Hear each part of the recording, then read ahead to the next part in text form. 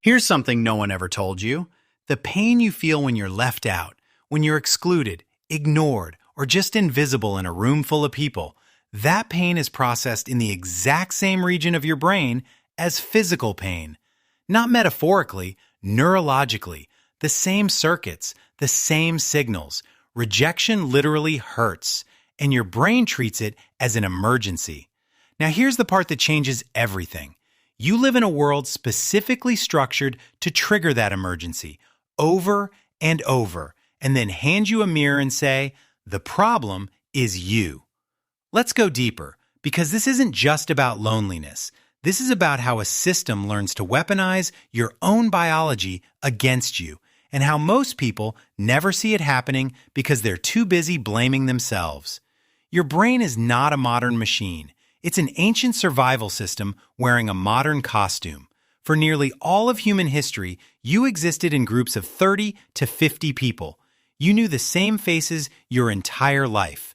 Your survival, food, protection, shelter, reproduction depended on belonging to that group. So your nervous system evolved a brutally effective alarm. The moment you sensed social disconnection, it flooded your body with the same stress hormones triggered by physical danger. Cortisol, adrenaline, hypervigilance, because being cast out of the group was death. Belonging wasn't a preference, it was oxygen. That alarm system is still running inside you right now, and the modern world has become extraordinarily good at triggering it while stripping away the exact conditions that would turn it off. Here's the cruelest part of the psychology. When that alarm fires, when loneliness kicks in, it doesn't make you better at connecting, it makes you worse. Neuroscientist John Cacioppo spent 30 years studying loneliness, and what he found was this. Chronic loneliness puts the brain into a state of hypervigilance for social threat. You become hypersensitive to rejection. You start reading neutral faces as hostile.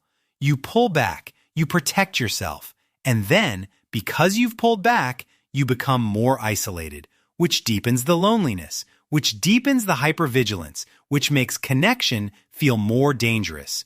It is a trap, designed by evolution for a world that no longer exists, and exploited, knowingly or not, by a world that profits from keeping you in it. Now let's talk about how that exploitation actually works, because this is the part they don't put in the self-help books.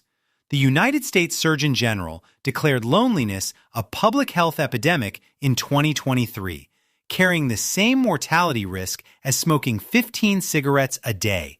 15. That number exists because social disconnection doesn't just hurt your feelings, it suppresses your immune system.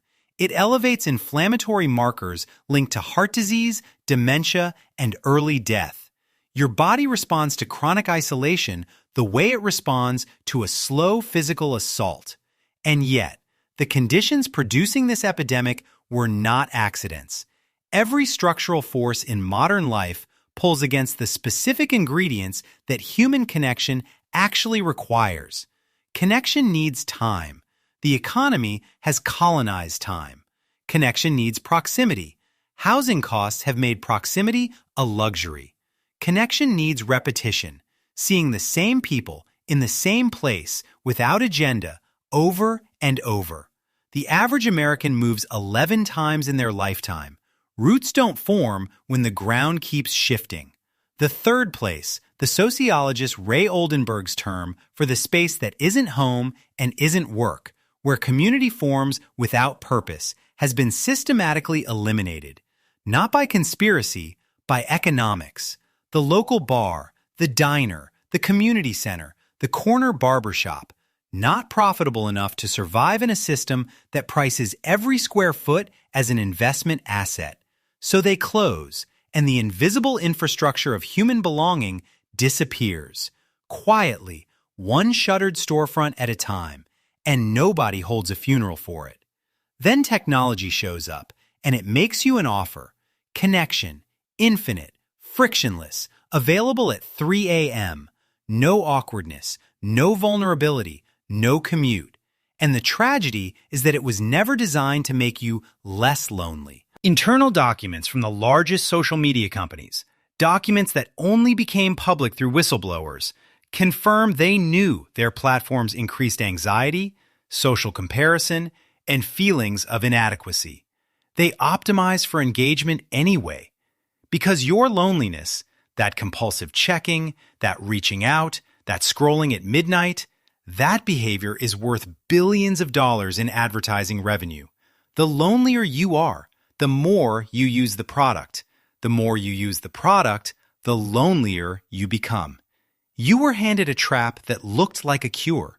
A 2026 survey found that nearly 2/3 of young Americans are skipping weddings, dinners, and social events, not because they don't want to go, because they can't afford to. The cost of showing up to your own life has become a barrier to being human. And somewhere in the machinery of all of this, the economics, the technology, the biology, you ended up alone at midnight wondering what's wrong with you. Nothing is wrong with you, but you've been handed a self-blame narrative that functions as the perfect defense for the system producing the problem. As long as you think this is personal, a flaw in your character, your social skills, your willingness to open up, you're not looking at the structure, and the structure remains untouched. So what do you do with this? Cacioppo's research and decades of social science behind it points to something almost offensively simple. Connection doesn't come from vulnerability exercises or networking events or new apps. It comes from proximity and repetition.